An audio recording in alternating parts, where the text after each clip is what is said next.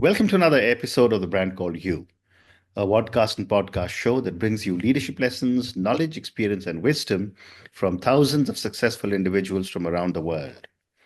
I'm your host, Ashutosh Garg, and today I'm delighted to welcome an accomplished professional from North Wales in the UK, Mr. Sid Madge. Sid, welcome to the show. Thank you very much. That's very kind. Sid is the founder of Meee, designed to foster the belief and that education and learning are vital for leading a more fulfilling and positive life. He's also an author, and all of you know I'm very partial to authors. He's an author of a book titled Me in a Minute. The interesting thing is that he spells me with an M and triple E. So, Sid, before we get into the Me program, tell me about your own journey and what is behind this amazing spelling of me. It all started really just over 10 years ago, where I was asked by the Welsh government to go into schools to do talks about being an entrepreneur. So I've traveled around the world. I used to be a branding and marketing consultant and used to get paid a lot of money for it. And I liken it to basically I got paid to colour in. That's what I used to do and help people with communications, around the world for big organizations. And I used to use a very simple question with some of the brand communication, which is if you could describe your company using one word, what would it be? Mm, I then took that into this classroom and they were year 10, year 11 kids. So what's that, 14, 15 years old. And I literally, second slide, and it said, what one word did you use to describe yourself? And I was fascinated. There were 20 to mm, 30 young people in the room. So I just said, what one word would you use? And I asked this young man, and he said, weirdo. And I said, what a brilliant word. I love the word because I'm creative or whatever. And he said, no, Sid. He said, I'm bullied. I don't fit in at school. My music's strange. So I said, well, okay, park that thought. And I went around the rest of the class, and at least 40% of them identified with negatives, perceptions mm, like mm, freak, misfit, abnormal. So I sort of said, well, okay. And I had a whole bunch of slides to talk about being an entrepreneur and traveling around the world and doing some pretty cool stuff. So I literally just said, so where does that, where do those feelings come from? And I picked my phone up and said, okay, this phone has got an operating system in it. mm, There are glitches in that code. What mm. happens to the functionality? And they said, well, actually, it wouldn't work well. And I said, is that the same with human beings? Because we are basically a Yeah. series of codes, whatever. And they Mm, said, yes. So I literally had a whole bunch of slides. I parked those and I said, right, let's think about thinking and learning and education and what that really means. mm, And then I just came up with some crazy creative exercises that some of them I'd used, with corporates. And we just started to explore that whole thing about thinking. And at the end of the session, we all agreed we're all freaks and misfits and weirdos, and what a wonderful world it is. okay. And then from there, did a load of research into, things like self-harm, suicide, a lot of the social data that people weren't talking about 10 years ago, which obviously Mm, is now much more prevalent, sort of post-COVID. And I thought, surely I could come up with some ideas and thinking that could help people from difficult situations think mm, differently and live differently. And then started working with people who are unemployed, kids who've been kicked out of school, prisons, corporates, and basically came up with this crazy name called Me, which is around mm. the magic every day, everywhere for everybody, Wow. to help change that whole thing about learning is not just for school, learning is for life. It's about a liberal education. Mm, You know that the more we read, the more we learn, the more wisdom we gain and we can share. And that magic, we find it, we live it, and then we give it and we share it. And that's what makes the world a better place. And that's how it started. wow. Thank you. And tell me a little bit about the Me program and how this has evolved since its inception in 2015. Well, I always had this big dream of, I love Walt Disney, I love Steve Jobs and Apple, and I love, Phil Knight from Nike. And I kind of thought, well, if you married the magic of those three organizations with the creativity and the learning and the kind of tenacity and the kind of willpower, Mm, could you create creative exercises and thinking exercises that really shift thinking and shift behavior and shift actions? And that's what we came up with. And the programs, the workshops that we run, all the talks that we do, and the books that I've written, so I've written three books now, is all around that. And we take it down to a very simple principle, which is that they're called Me in a Minute, which mhm, is basically each chapter is a 1 minute read. So each book has got 60 chapters, so that's 1 hour of reading. And you can pick, I mean, you literally don't have to read it sequentially. You Mm, can go into any particular chapter, and each chapter starts off with a thought, a quote, and then it goes into an exercise, something that you could do, may take longer than a minute, mm, to really just help people shift that thinking, which is okay, if I've always done this way, right. and that's led to this result, how might I change that? And that's what all the workshops are about. And we've just done a program which is counting on confidence, which we've taken into, UK prisons and approved premises in the UK. And it's had a huge effect on people's shifting of behaviors because Mm, all of our thinking is environmental, whether it's spiritual, physical, or emotional, psychological, whatever. mm, And to change that, something has to change. Our thinking has to change. And that's really what Me stands for. And that's what the mm. program stands for, really. Amazing. Thank you. You're And, welcome. when I was preparing for my conversation with you, I was fascinated to read that you believe education and learning are vital for leading a fulfilling and positive life, especially for prisoners. Tell me a little bit more about this and give me an example if you can. Well, what we find with the prisons that we've worked with is that many of the prisoners have had a really difficult, background, whether they've Mhm, been through the care system or whatever. So their views of education and learning, I mean, I mean, at least 40% of them have got no qualifications in any shape or form. So their views of education and learning, because it's an establishment or whatever, are very negative. mm, So when you put them into a prison and you say there's an education department, they're immediately turned off to that. mm, So what we do is we come up with programs which actually are around numeracy and literacy, but do it in a way which is interesting and engaging and is relevant. So, for instance, if somebody's had pretty hard upbringing, they've led a life of crime, mm, it's like, well, okay, why have you led that? In other words, what are the circumstances have led to those decisions, along the life of crime, and how might you change that? And at every point, I mean, there was somebody who I met the other day who was in Feltham as a young offender, which is possibly one of the hardest, young offenders prisons, certainly in the UK. mhm, And he started his life of crime at the age of 10. And he said, and he was 69 the other day, and he said, "Sid, this is all I have ever known. I have never learnt another way." So I mm, was with him for a couple of days, and he just sat there and he went, "You're right. Everything I have done is based on what I know. So mm, therefore, if I don't like the outcome of my life, which is he spent 37 years in prison, which is a long time in mm, 69 years, mm, you kind of go, do you want that pattern to continuously repeat, or do you want to change that?" And he's mm, and it's we don't make that decision. They sit there, or they sit there and they go, "You're right." And many of them say that they have young families, or they have families or children, mm, and I say to them, do you want your children to live a similar life? Because when you look at the statistics, you know, dependents or people who've been in prison, invariably do end up sadly, mm, incarcerated. And mm, if the answer is no, it's like, well, what can we do? How can we work with you, and how can we work with the families and communities, mm. to change some of that behavior? Amazing, amazing. And Sid, how do you combine psychology, neuroscience, education, and sociology to create transformative resources?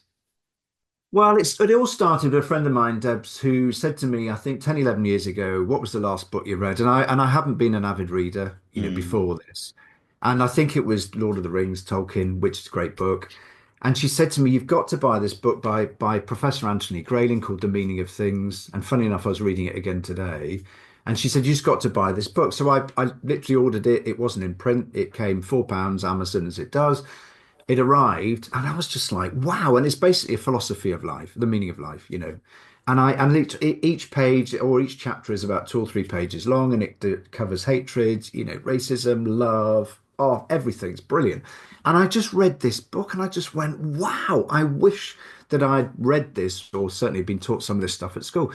And then that just led to just a complete immersion into literature around the mm, world. So everything from Martin Seligman, positive psychology, to children's books, to everything, literally, or mm, David Goggins, call it what you want. And mm, I've just literally just read and decoded and recoded some of these books and some of this thinking to combine it into creative and thinking exercises that can help people. mm. What a great response. Thank you. My next question is, how does counting on confidence programs empower prisoners with foundational skills like literacy and numeracy? Because it makes learning fun. It makes literature and it makes, literacy and numeracy fun. I mean, I Mm, would say, one of our slides is, it has alphabets from around the world on it. And I said, how many numbers are in the English alphabet, or how many letters are in the English alphabet? It's mm, 26. And then mm. you get into Spanish and into Mandarin or whatever that Yeah. is. And the thing is that, if you think about it, within the English language, there are still the same 26 letters. So whether it's Wordsworth, Shakespeare, and I know that Mm, English was slightly different then, but every single person gets those same 26 letters. They right. also get the same 10 numbers, right? So the basic raw materials of education are the same around the Mm, world, whatever mm, language you speak, whatever.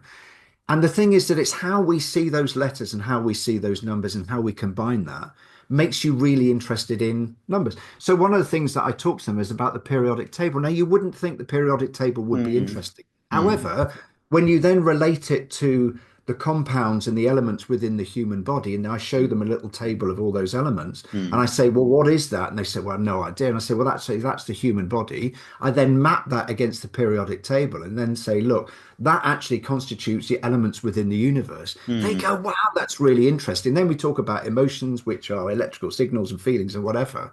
That's numeracy and that's literacy, and that becomes really interesting. And then we go into things like cookery, or we go into, astronomy, and people are like, wow. And then as soon as they realize that that's Mm. what's interesting, they say, actually, I'd quite like to learn a little bit more about Yeah. maths or about, English or whatever. Mm. Fascinating. But the other question is that how do you address the stigma or resistance that some prisoners may have towards education? I think it's making it fun. I Hmm. really do. I mean, there was one lad who, been inside for however long, and he started the program and he said, Sid, and one of the questions we ask is the word attitude. And basically, if you break it down to new numbers, A equals 1 and T equals 20, whatever, it Mm. adds up to 100. So we put the word attitude and say, well, okay, work that out as a mathematical equation. And he said to me, Sid, I hate maths. Mm. And I said to him, no, just try this little thing. Literally within 2 seconds, he got it. He said, it's 100, isn't it? And I said, yes. And I said to him, I thought you said you hated maths. He said, yeah, but you just made it interesting. I said to him, and I knew what he had done in terms of a career. And I said to him, so when you're doing block paving and you're doing landscaping, how do you know how many blocks of, paving slabs or, turf tiles or whatever do you buy? He goes, well, I work it out like this. And I said, so you don't like maths? He goes, no, I hate it. And I said, we've just done really quite complex maths on Mm. areas and other bits and pieces. He goes, oh, yeah. Mm. So as soon as you make it Yeah, relevant and you make it interesting, yeah, it becomes purposeful. yeah. And have you seen or believe there's a relationship between self-confidence and a prisoner's willingness to learn? Yeah, Mhm. absolute. Yeah, complete. When you look at, I suppose, Maslow's hierarchy of needs, Yeah. at the very basic level, which is that whole thing about survival. Mm. Many of the people who were in prison, whether from the traveling community or whatever community, they've existed in that very bottom bound, which is just to survive. And in Mm. order to survive, they've had to do what they've done, and that's what they do. And when I mean, I would say that 95% of all the prisoners that we get involved in, whether ex-offenders or, within the prisons, Mm. one of the biggest things they talk about is mental health and, being very self-conscious, feeling that Right. they're a misfit, feeling that they don't fit in. And we know, don't we? And, Viktor Frankl talked about this in his brilliant book, Man's Search for Meaning. If you lose or you don't have that sense of hope, you don't have that sense of purpose and Mm. identity, what are you going to build from? You Right. can't build from anything. But as soon as you start establishing those foundations through values and other bits and pieces, Mm. then people start to get those foundations and go, well, okay.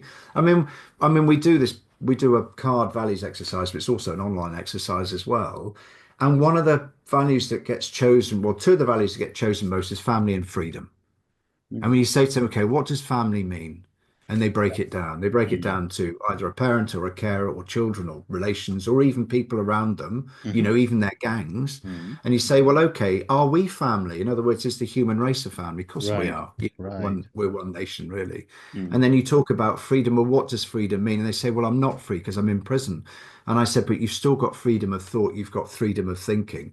So you've still got the freedom to choose how we Mm. respond, as Nelson Mandela did when he left Robben Correct. Island. Mm. And that's exactly it. And once you get those foundations in place, people kind of go, wow, okay.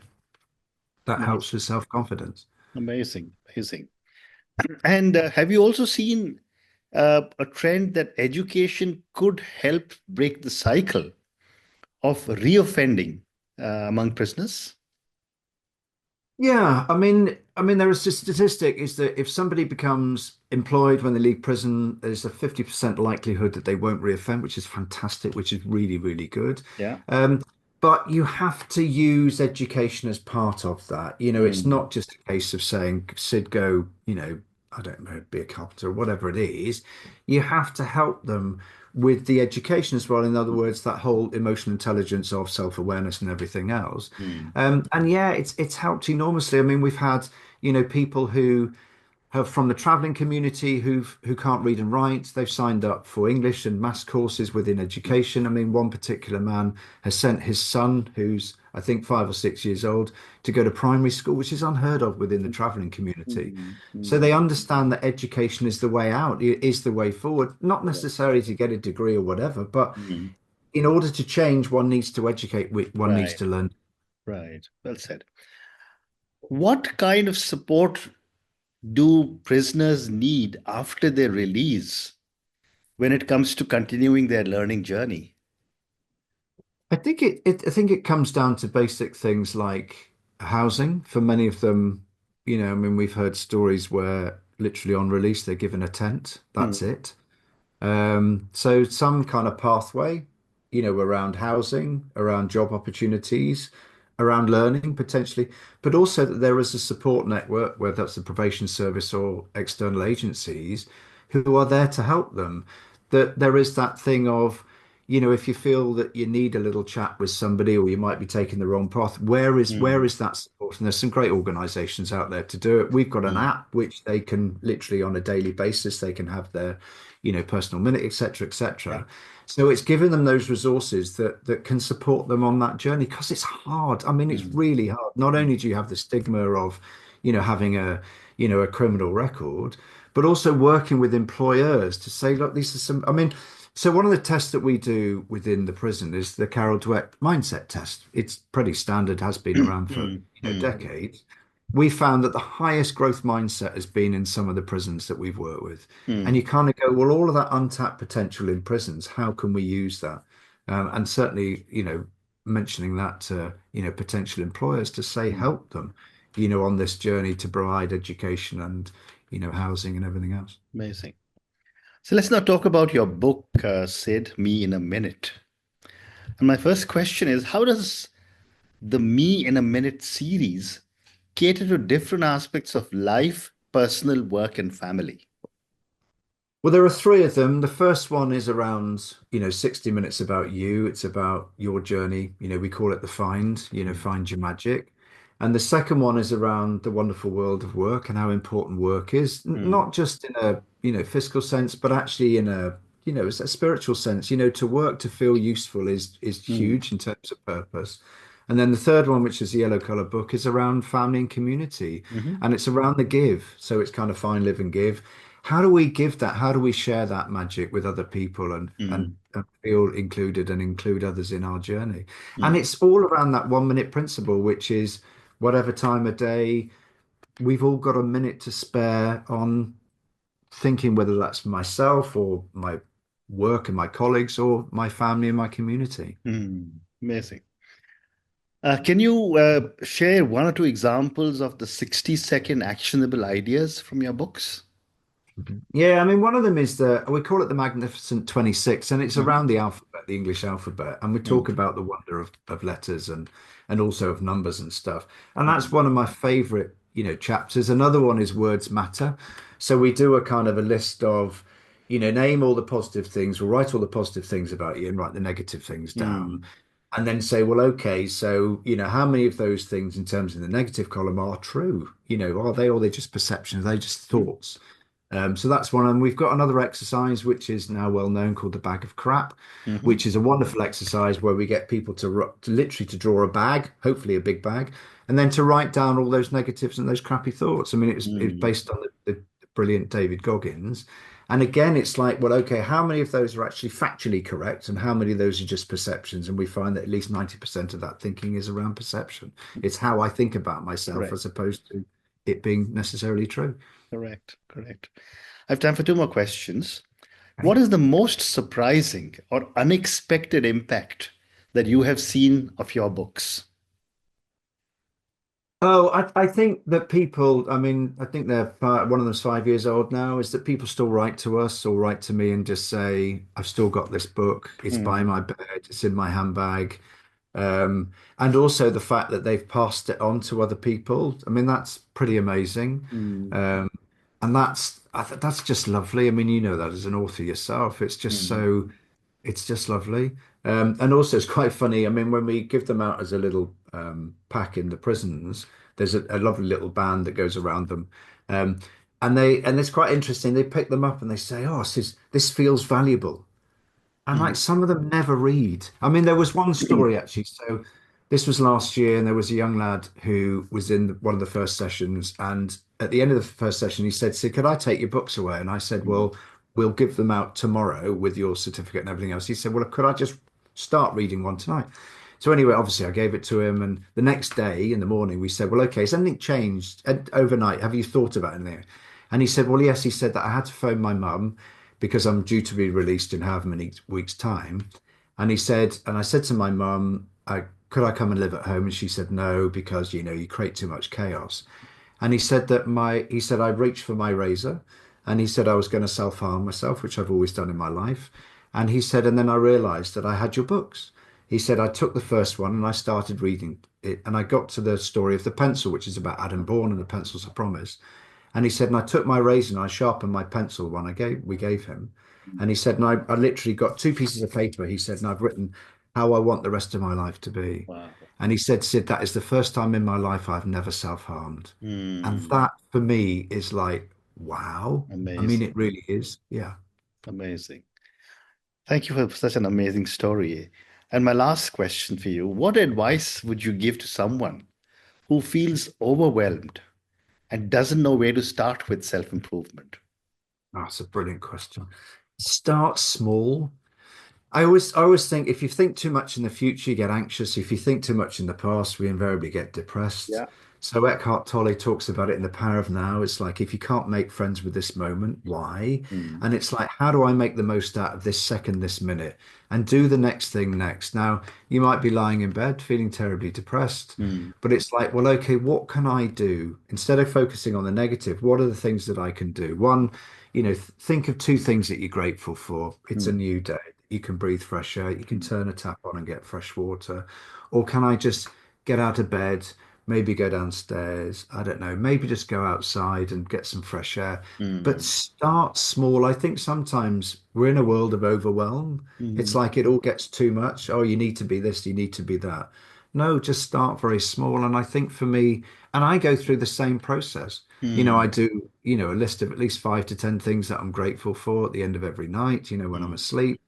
And I reflect on, the good stuff. What have I learned? I don't think about the next day. I just think about mm. the Yeah. day I've had. So for me, it starts small. Don't go into overwhelm Mm, because that just weighs you down and, yeah. can Yeah. harm you Yeah. really. And that's such powerful set of two words. Start small or live life day by day. I think that's a lot of realization that comes from a lot of wisdom. Thank you, Sid, for speaking to me about your own amazing journey. I loved your me expanded version, which is magic every day, everyone, everywhere.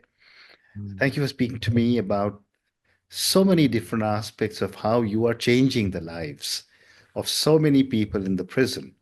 And some of the stories you shared with me clearly show how it is beginning to make a difference. Thank you also for speaking to me about your books. There are three books, Me in a Minute. Thank you again and good luck to you. Thank you, Ashutosh. Nice to meet you. Thank you for listening to the brand called You Videocast and Podcast, a platform that brings you knowledge, experience, and wisdom of hundreds of successful individuals from around the world. Do visit our website www.tbcy.in to watch and listen to the stories of many more individuals. You can also follow us on YouTube, Facebook, Instagram, and Twitter. Just search for the brand called you.